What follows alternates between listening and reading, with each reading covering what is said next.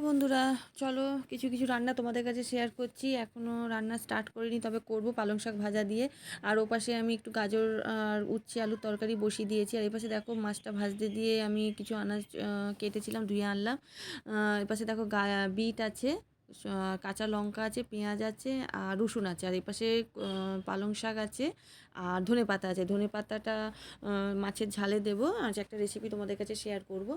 আর এই পাশে দেখো পালং শাকটা আজকে বাটার দিয়ে ভাজবো, ঠিক আছে। বাটার দিয়ে পালং শাক ভেজে দেখো, খুব ভালো লাগে।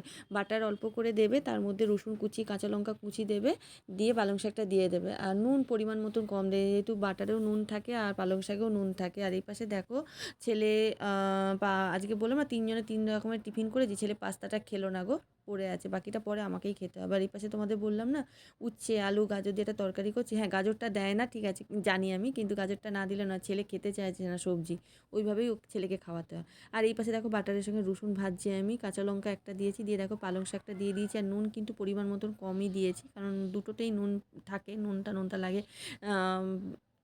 এতে কী বলে যেন, ওই বাটারেও থাকে আর পালং শাকেও থাকে। চলো পরে পরে ভিডিওগুলো তোমাদের কাছে শেয়ার করছি। আর আজকে খুব ব্যস্তর মধ্যে কাজ করছি গো, তার মধ্যে আজকে আবার বৃহস্পতিবার, খুব কাজের চাপ পড়ে যাচ্ছে আজকে।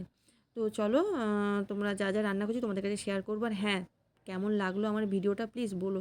চলো টাটা।